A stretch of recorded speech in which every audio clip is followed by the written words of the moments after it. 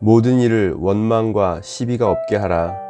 이는 너희가 흠이 없고 순전하여 어그러지고 거스르는 세대 가운데서 하나님의 흠 없는 자녀로 세상에서 그들 가운데 빛들로 나타내며 생명의 말씀을 밝혀 나의 다름질이 헛되지 아니하고 수고도 헛되지 아니하므로 그리스도의 날에 내가 자랑할 것이 있게 하려 함이라. 어그러지고 거스르는 세대, 사도 바울이 당시의 시대를 표현한 말입니다. 그런데 이것은 사람의 관점에서 본 것을 표현한 것이 아니라 하나님의 관점에서 세상을 표현하는 것으로 이해됩니다.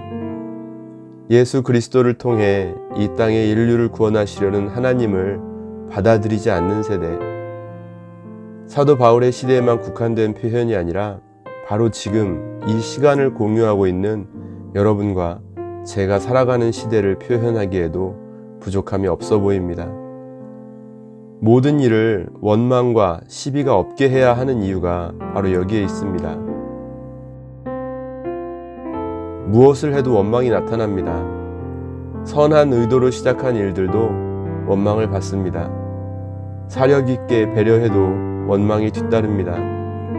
이스라엘 백성을 이집트에서 구출해낸 모세에게도 사람들은 원망했습니다. 물에서 건져냈더니 보따리를 내놓으라는 식입니다. 사도 바울도 이런 세상의 모습을 누구보다 잘 알고 있었을 것입니다. 그럼에도 불구하고 모든 일을 원망과 시비가 없게 하라는 말씀은 무엇을 위함이었을까? 다시 생각해 보게 됩니다. 본문에서는 이것을 두 가지로 표현합니다. 첫째는 하나님의 흠없는 자녀로 세상에서 그들 가운데 빛들로 나타나기 위함이라고 말합니다. 복음서에서 예수님께서 소금과 빛의 비유를 말씀하신 것과 같이 사도 바울도 성도들에게 세상에서 빛으로 살아가라고 권면합니다. 그리고 빛으로 살아가는 구체적인 모습이 무엇인지도 말하고 있습니다. 모든 일을 원망과 시비가 없게 하는 하나님의 흠없는 자녀로 살아가는 것이 바로 그것이라고 말입니다. 둘째는 생명의 말씀을 밝히라고 말하고 있습니다. 하나님의 말씀을 통해 생명을 구원해야 하는데 단순히 말을 전하는 것만이 아니라 그 말씀대로 살아가야만 생명의 말씀의 능력이 나타난다는 것을 말하고 있습니다. 지금 나 자신은 매사에 원망과 시비가 없도록 신중하고 있습니까?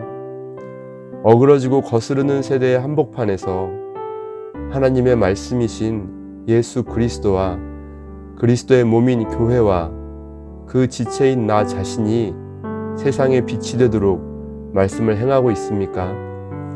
아니면 나의 유익, 내가 속한 조직이나 공동체의 유익만을 위해 하나님의 말씀을 나를 정당화시키는 수단으로 삼으며 살아가고 있습니까? 우리가 이 땅에서 하나님의 자녀로서 말씀을 듣기만 하는 자가 되지 않고 행하는 자가 될 때 우리는 하나님의 말씀대로 이 땅을 살아가는 하나님의 자녀일 것입니다. 우리가 마땅히 해야 할 일들을 잘 해냈으니 하나님께서 우리를 통해 하실 일을 더욱 기대해도 좋지 않을까 생각해 봅니다.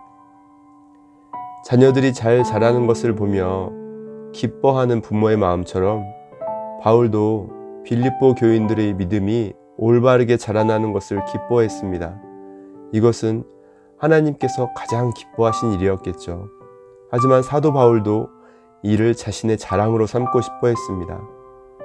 우리도 우리를 믿음으로 양육한 사람들의 자랑이 되는 그런 사람이 되었을 때 가장 기뻐하시는 이는 아마 하나님이실 것임을 기억해야 합니다. 오늘도 그렇게 하나님께서 기뻐하시는 저와 여러분이 되길 하나님께 구하며 또 소망해 봅니다.